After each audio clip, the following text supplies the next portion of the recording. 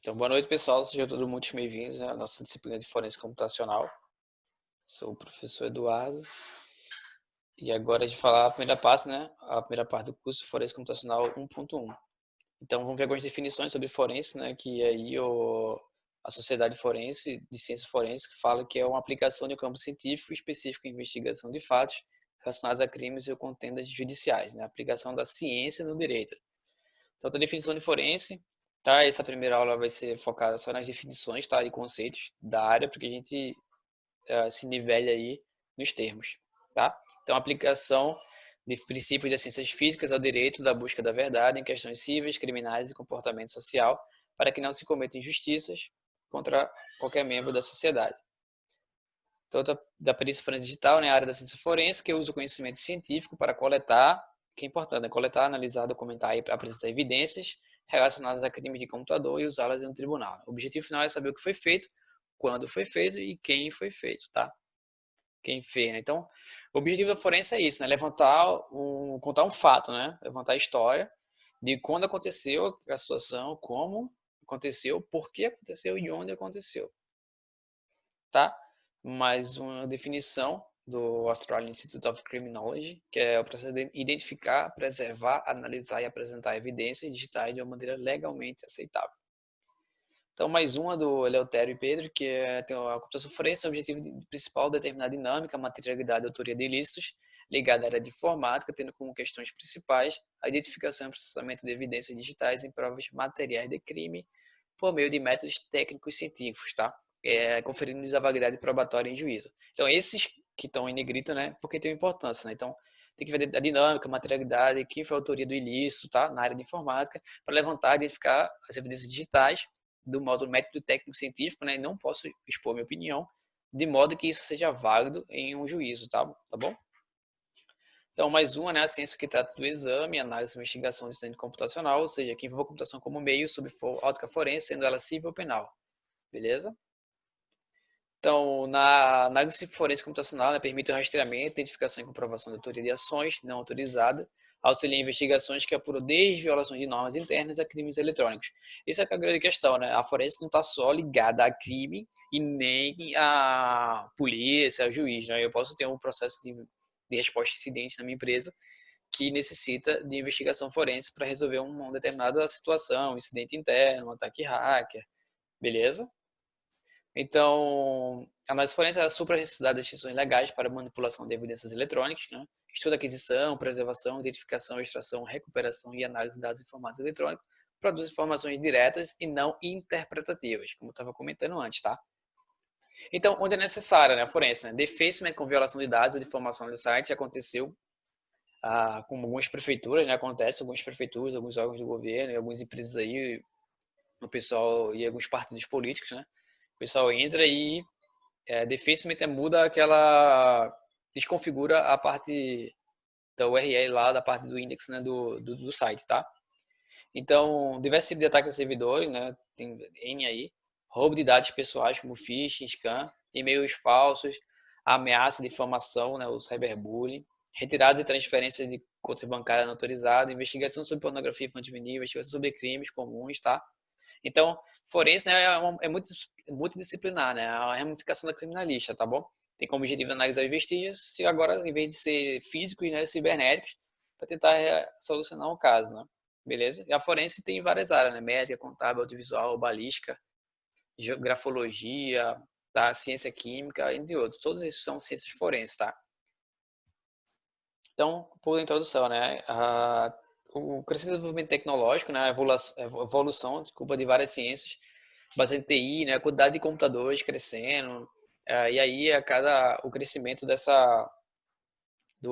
quantidade de chips que vão diminuindo, a quantidade de computadores, isso fez com que cada vez mais a internet fosse popularizando, né? E o uso crescente de computadores, depois os smartphones, fosse aumentando a internet das coisas, e aí são novos benefícios gerados, né? Novas situações, mas também novos campos para o cometimento de crime, né?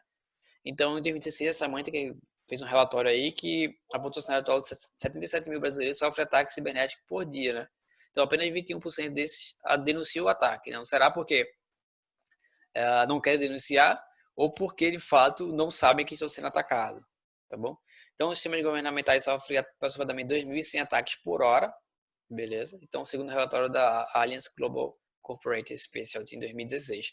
Então, quais são os fatores importantes na perícia forense? Beleza, pessoal? É o fator humano, né? A capacidade de compreensão e tratamento da informação, dos vestígios e suas análises em nível de raciocínio, deduções e conclusões, é afetado por diversas variáveis como estado emocional, cansaço, sono, calor e outros. Então, o homem, né, que ele vai, a gente tem muita análise, né, automatizada, que a gente vai poder automatizar certas coisas, mas o fator humano ele é muito importante na perícia forense, tá bom? Então, se o cara está cansado, se está estressado, isso pode influenciar na área de investigação.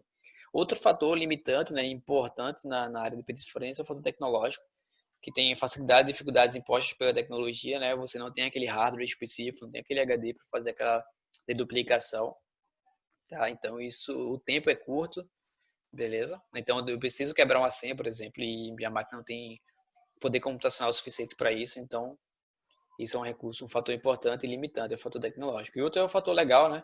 Que são os parâmetros impostos pela legislação vigente no que tange aos vestígios digitais. Então, a análise deve obedecer os ditames de ordem legal e processual. Tá? Algumas terminologias e conceitos que a gente vai falar por aí para que vocês se nivelem também, que é o conceito de algoritmo de hash, tá? O algoritmo de hash é a função, né? Uma função de mão única, tá? Que ele pega um valor, a função matemática de valor é eu pegar um valor fixo, né? Eu tenho, na verdade, o resultado é um valor fixo, que eu pego uma mensagem qualquer, né? De qualquer tamanho, uma entrada arbitrária, e aí pode ser uma imagem, um arquivo, uma imagem ISO, tá? Um TXT, um docx, uma imagem fotográfica, né? Whatever. Então você passa pelo processo de algoritmo de hash, e aí ele vai gerar um valor fixo na saída, né? O SHA-3 que você pode fazer esse hash variar aí, tá? Mas enfim, o correto, no geral, é um valor específico, fechado. Por exemplo, aí na foto é um SHA-256, então você pega um arquivo, bota um algoritmo SHA-256, ele vai gerar um hash de 256 bits. Se eu pegar um arquivo ISO de 12 GB por segundo, jogo o hash, ele vai sair com 256 bits, né? Esse hash é um direcional e ele sempre é uma assinatura, né? O que chama de fingerprint, né? Uma impressão digital daquele arquivo, tá? Que foi entrado. Então, independente do arquivo, ele vai ser gerado 56 bits e é de mão única. Eu não consigo, a partir dessa assinatura de 56 bits, no caso o hash do SHA-256, eu não consigo voltar e ter acesso à mensagem inicial, ao arquivo inicial. Ok? Então, vamos lá. Terminologia de conceito, análise live, né? Agora são vários conceitos da área forense, né? A análise é quente, tal análise online, a análise é realizada diretamente do computador, no equipamento questionado, né, com o sistema operacional em funcionamento. Então, você chegou numa investigação, o computador está ligado, né, você vai trabalhar com aquele computador ligado e chama de análise live, tá? A análise pós-morte, análise a frio, análise offline, é a análise realizada após a cópia exata da evidência, tá? Então, você está lá, o computador desligado, você desligou, depende da situação, e aí você fez a cópia daquele HD, e aí você vai fazer a análise depois da máquina desligada, tá? Sem problema. Isso é importante quando não há criptografia, tá? E lembrando que a maioria da investigação deve ser feita em uma cópia, né? Mesmo que você chegue na análise live, na análise quente, você vai lá, entra, faz a cópia, se for do HD, do SSD, da memória, depois que vai fazer a análise, tá? Que é a análise pós-mortem. Tá? A análise forense computacional, que a gente já falou, né? Que aí é realizar dispositivos computacionais, tanto em software quanto em hardware, com foco na evidência cibernética, com o objetivo de mostrar elementos indicativos de autoria, materialidade e dinâmica de fatos. Outro fator importante que a análise forense, né? Que até que eu citei um livro que eu citei no conceito, é a análise forense digital, né? Porque ela vai além do computador, né? Vamos dizer assim, eu vou trabalhar em switches, em routers, em dispositivos móveis, tá? Em AP, whatever. Tá? Um arquivo composto, um arquivo container, né? Um arquivo binário, cujo conteúdo é formado por outros arquivos, como os arquivos compactados utilizados pela suíte LibreOffice e Microsoft Office. Arquivo imagem, ou imagem pericial, ou imagem forense, né? Arquivo que contém a cópia exata, tá? É aquela que você vai fazer o exame, que eu falei, você chega no local do crime, ou no local do incidente, vai fazer a cópia, e essa cópia que você fez é chamada de arquivo imagem ou imagem forense, tá?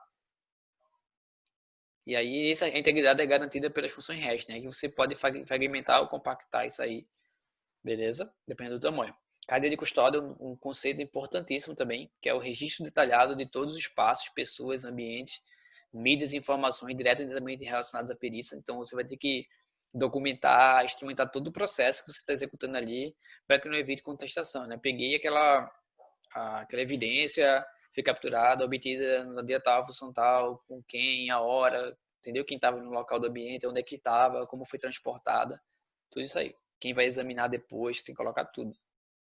Computação em nuvem, né? A Cloud Computing caracteriza por serviços de internet que oferecem recursos computacionais, processamento, armazenamento, infraestrutura, aplicações, estão armazenados em localizações geográficas transparentes ao usuário. Criptografia é a aplicação de métodos que transformam a informação clara e aberta em um conjunto de dados ininteligíveis às pessoas não autorizadas. Né? É um modo que você não consiga perceber o que estaria escrito somente se estiver com uma chave.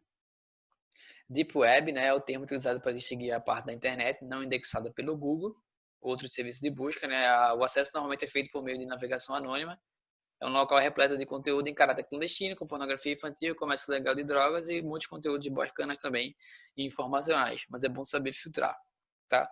Duplicação pericial é um processo de aquisição de evidência cibernética, que estava comentando, na qual é realizada a cópia bit a bit, né, de determinada informação, resultado na criação de um arquivo imagem ou de uma mídia duplicada.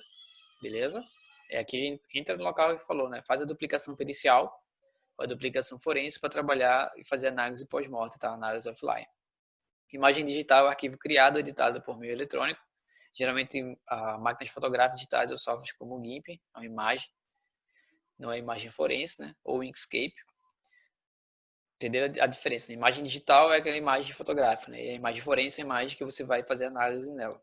A intrusão é uma atividade de caráter voluntário, que leva à violação das políticas de segurança da informação de organização.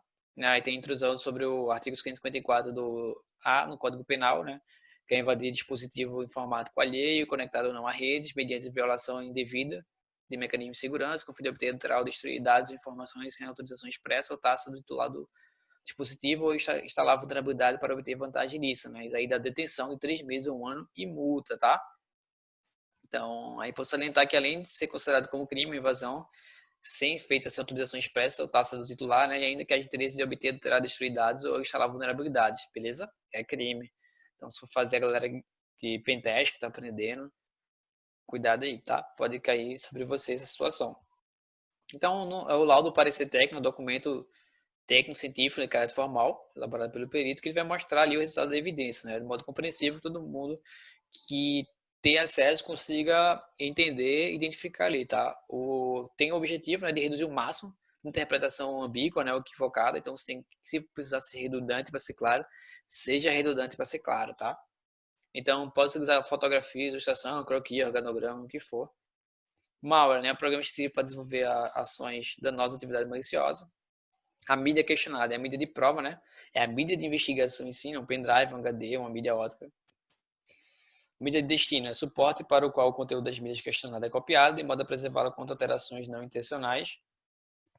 Vestígio cibernético, qualquer informação de valor probatório que tenha sido armazenada ou transmitida em meio digital e que possa ser utilizada para comprovação de um crime. O wipe é a técnica empregada para fazer o pagamento seguro da imagem, tá? Então, toda vez que for trabalhar numa imagem forense, você faz análise, depois apaga tudo e aí você usa aquela sua mídia de destino, tá? Novamente, beleza? Então, é isso aí, o 1.1, tá? Valeu, pessoal, espero que tenham gostado. Vamos lá para as dúvidas.